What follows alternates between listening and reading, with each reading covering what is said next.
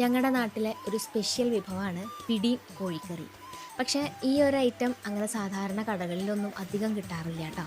പിടിയും നല്ല വറുത്തരച്ച കോഴിക്കറിയും പാൽപ്പുട്ടും ബീഫും ഒക്കെ കിട്ടുന്ന മന്ദാകിനി തട്ടുകടയിലെ വിശേഷങ്ങളാണ് ഇന്ന് പറയുന്നത്.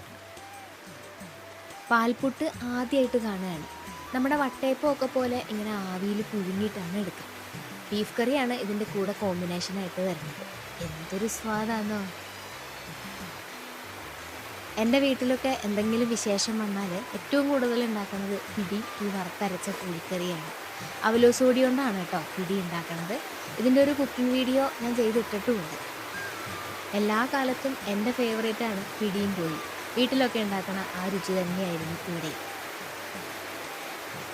ജിതിനും സുഹൃത്തുക്കളായിട്ടുള്ള 2 വിഷ്ണുമാരും കൂടെ ചേർന്നിട്ടാണ് കേട്ടോ ഈ കട തുടങ്ങിയത്.